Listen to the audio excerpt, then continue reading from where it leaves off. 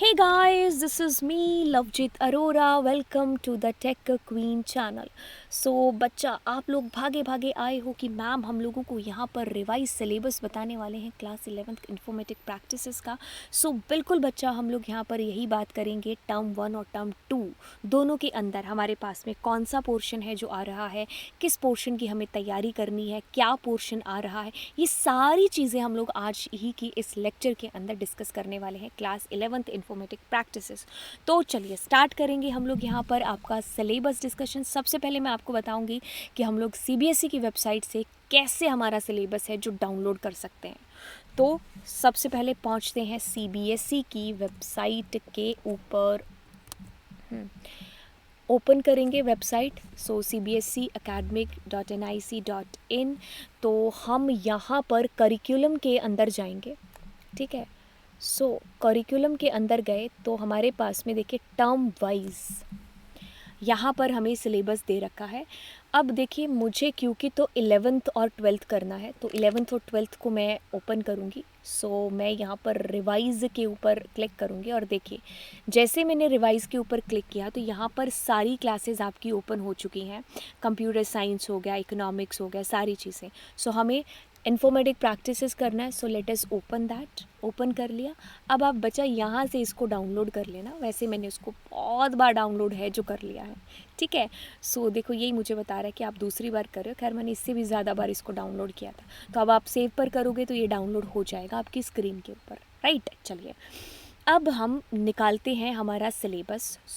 पहले मैं आपको आपका पुराना सिलेबस दिखाऊंगी और उसमें से आपको हाईलाइट करते हुए चलूँगी कि क्या क्या डिलीट हो चुका है, ऐसी कौन सी चाल है जो हमारे साथ खेली है सीबीएसई ने. बच्चा सामने आपको स्क्रीन पर दिखाई दे रहा है इन्फॉर्मेटिक प्रैक्टिसेस क्लास 11th का सिलेबस. तो चलिए चलिए चलिए चलिए हम नीचे चलते हैं. यहाँ पर देखिए आपको दिखाई दे रहा होगा नमपाई, है ना. अब खेल यहाँ पर क्या है, क्या बदला बदला मुझे यहाँ पर नज़र आ रहा है. तो बिल्कुल जिसको मैंने यहाँ पर थोड़ा सा रेड कलर से चेंज किया है तो वही चेंज सीबीएसई ने किए हैं आपके न्यू सिलेबस के अंदर. तो मैं अगर आपको यहाँ पर बोलूँ कि आपकी फर्स्ट यूनिट जो की थी 5 नंबर की, अब वो नए सिलेबस के अकॉर्डिंग है 10 नंबर की. अगर मैं आपसे कहूँ कि आपका पूरा का पूरा पाइथन है जो एज इट इज़, बिल्कुल भी चेंज इसमें नहीं हुआ है तो कोई गलत नहीं है. अगर मैं आपसे कहूँ कि आपका नमपाई चैप्टर जो यूनिट थी पूरी की पूरी हटा दी गई है आपके न्यू सिलेबस के अकॉर्डिंग, तो ये पूरे की पूरी नमपाई है जो डिलीट हो चुका है. बिल्कुल आप सही सुन रहे हैं. अब हम बात करेंगे एसक्यूएल और डीबीएमएस की. यहाँ पर तो ये 20 नंबर था, अब ये 30 नंबर यहाँ पर कैरी कर रहा है. और फिर हम लोग अमर्जिंग ट्रेंड की यहाँ पर बात करें तो 5 नंबर यहाँ पर अमर्जिंग ट्रेंड के हैं. ठीक है, अब हम थोड़ा सा नीचे चलते हैं और मैं जिस पोर्शन को येलो दिखा रही हूँ आपको जो कि आपकी यूनिट 1 है, ये आपके टर्म 1 का पार्ट है. उसके बाद में आपकी पूरी की पूरी जो पाइथन का इंट्रोडक्शन है वो भी आपका टर्म 1 का ही पार्ट है. ये सारी चीज़ें आपके टर्म 1 के अंदर आने वाली हैं. अब यहाँ पर आपको दिखाई दे रहा है रेड पोर्शन.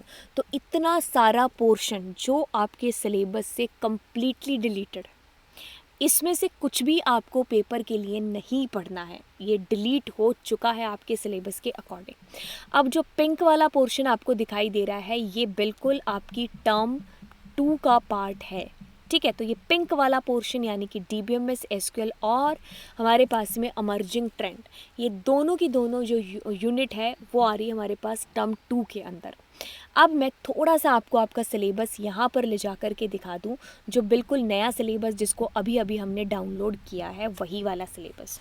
बच्चा इन्फॉर्मेटिक प्रैक्टिसेस क्लास 11th और 2021 और 22 वाले बच्चे, तो बिल्कुल आप गौर से देखेंगे यहाँ पर आईपी वाले बच्चों को फर्स्ट यूनिट 10 नंबर की पहले 5 की थी, ये टोटल सेम है. ये आपका पहले 20 का था, अब 30 का हो चुका है और ये हमारा अमर्जिंग ट्रेंड रहा. ठीक है, अब टर्म 1 की अगर हम बात माने तो बिल्कुल बहुत ही इसको हाईलाइट करते हुए दिखाएंगे. टर्म 1 के अंदर आपके पास में इंट्रोडक्शन टू कंप्यूटर सिस्टम आ रहा है, देन आपके पास में इंट्रोडक्शन टू पाइथन.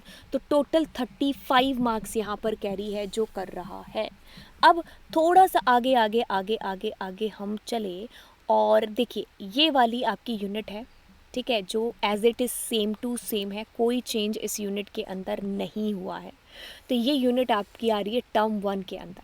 टर्म 2 के अंदर आपसे कंप्लीट पाइथन पूछा जा रहा है, कुछ भी इसके अंदर से डिलीट नहीं हुआ है, एज इट इज़ ये हमारा सेम है। यानी कि टर्म 1 की कहानी हो गई ख़त्म। अब टर्म 1 के अंदर आपके पास में आपको जो है ये बनाने हैं प्रोग्राम्स, वो भी मैं आपको बता देती हूँ, हाईलाइट करके बता दूँगी कि कौन कौन से आपको करने हैं। अब कहानी टर्म 2 की जब शुरू होगी तो टर्म 2 के अंदर आप लोग बिल्कुल यहाँ पर करने वाले हो DBMS और SQL, जो कि 30 नंबर यहाँ पर और 5 नंबर का आपका मर्जिंग ट्रेंड और टोटल 35।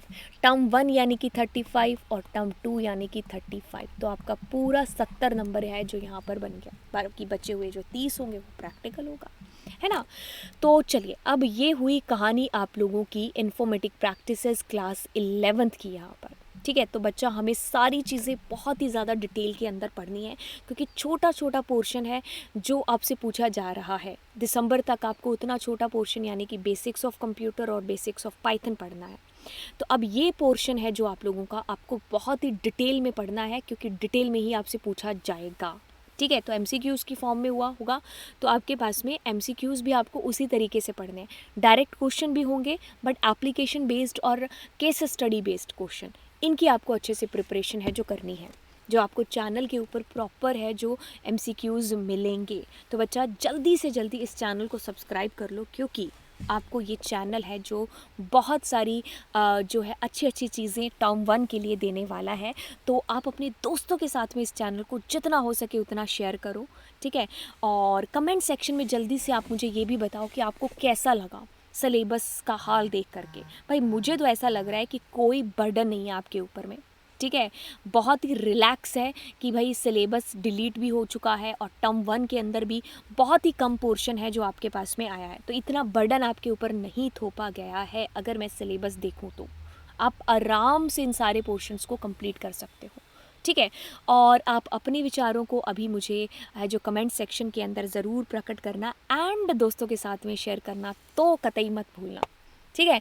तो चलिए फिर बाय बाय एंड